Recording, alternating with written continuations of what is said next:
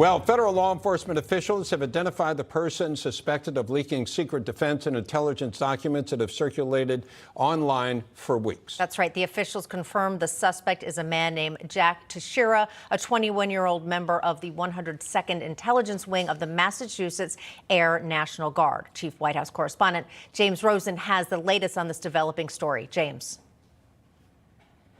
Katrina and Bob, this is all unfolding just in the last hour. Some bombshells hitting one after the other now in this extraordinary story. The FBI, as Attorney General Merrick Garland just announced at the Justice Department just a few moments ago, has taken into custody a 21-year-old airman with the Massachusetts Air National Guard named Jack Teixeira, or could be pronounced Teixeira. That's unclear at this moment. This occurred without incident. He did not resist arrest. And this is in connection with this extraordinary series of leaks of classified documents from a number of agencies across the U.S. government, the Pentagon, the Office of the Director of National Intelligence, and so on. These documents have been appearing in unusual places online, such as Discord and Twitter and Telegram, apparently since January.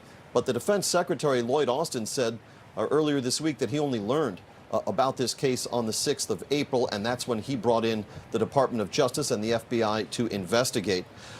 If it is true that Airman Teixeira has something to do with this case, it would match the reporting of Newsmax that the authorities were increasingly looking toward an insider threat in this case, and we're not expecting to find that it was the result of a Russian hack. The reason for that, sources told Newsmax, was because such an extraordinary vein into American military, intelligence, and diplomatic secrets, as we have seen here, would be expensive to develop, and not one that the Russians would sacrifice so readily for the sake of a few sensational news cycles.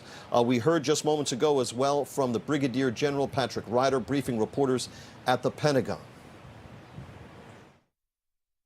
We continue to work around the clock, along with the interagency and the intelligence community, to better understand the scope, scale, and impact of these leaks.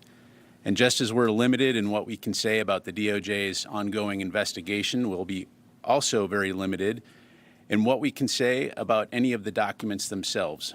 And while we certainly understand the media's interest in asking questions about the contents of these documents, I will highlight that as a matter of long-standing policy, just because classified information may be posted online or elsewhere does not mean it has been declassified by a classification authority.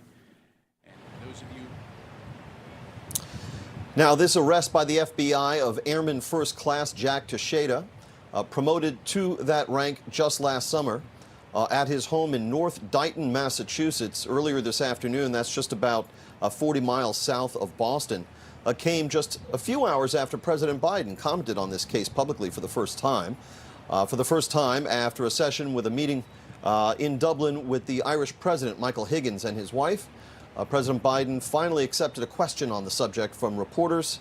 And what was interesting about the president's comments, we'll play them for you just a moment from now, was that he indicated that a moment just like this one would soon be coming.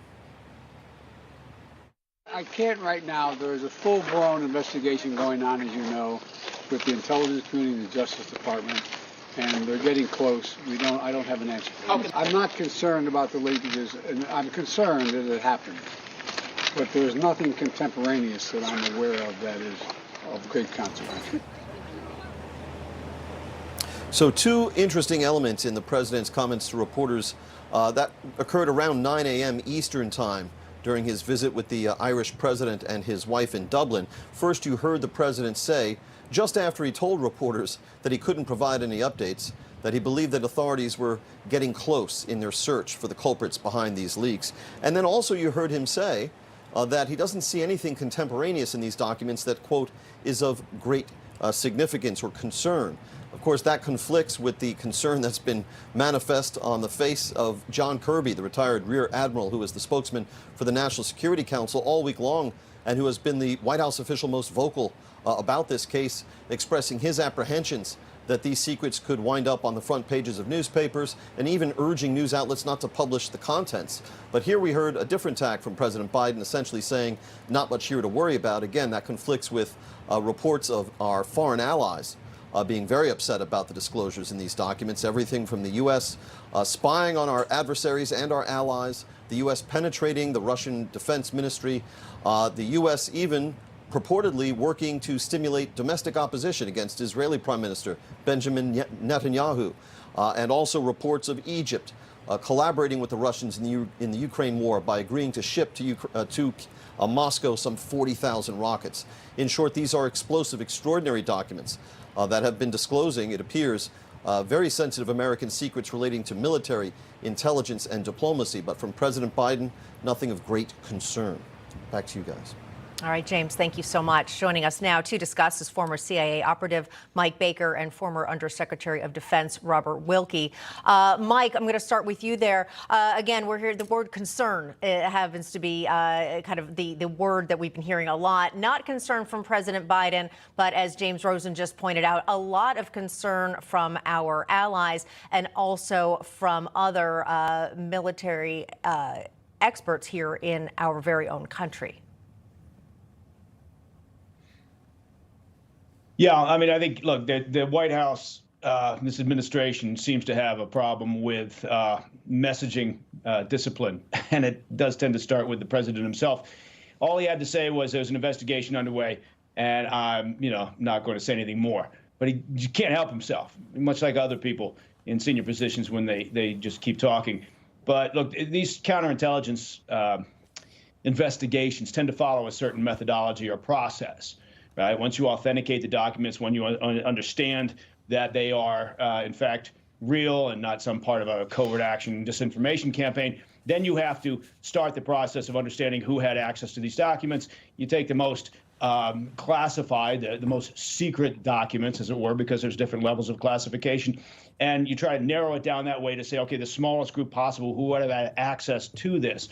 The problem we've got here is, over the years, it's very simple, in my view, is a lack of consequences for this sort of behavior, for these sort of actions taken by individuals. If we had consistent, from administration to administration, consistent, serious consequences for leaking classified information, for breaking your very important and serious secrecy agreements that these people all signed, then we could help to, I believe, minimize this problem. Yeah. Robert Wilkie, as an expert, highly experienced in international relations, your take on this? Well, it's beyond an embarrassment, Bob. But let me take a step back and add to what you just heard. For the Secretary of Defense to say that he didn't find out about this on April 6th, when we know that we've been following the Wagner Group's Robert, if I could interrupt you just a second. I don't know if you can see your TV, but this is the moment that they took Teixeira into custody. And the Department of Justice, of course, behind these efforts. So they brought in Jack Teixeira. This is somebody works at U.S. Air Force National Guard. Again, I don't know if he's full-time, but he's part of it. 21 years old, and it's astounding the kind of information that's out there. Just wanted to point out that's what we're looking at. And Robert, please feel free to continue. I'm sorry. So what I was saying is that we know that particularly the Wagner Group has been involved in trying to infiltrate these chat groups. In this particular case, I'm guessing they infiltrated a group of guys who were interested in the Minecraft game. They looked for certain words to pop up, and they found that these guys were sharing information. But let me take a more important step here. What we also know is that this administration, like the Obama administration, is doing everything it can to undermine the duly elected government of one of America's closest allies in Israel. This is once again the Biden administration creating more and more problems for this nation, a cascading effect of disasters that started with the withdrawal in Afghanistan.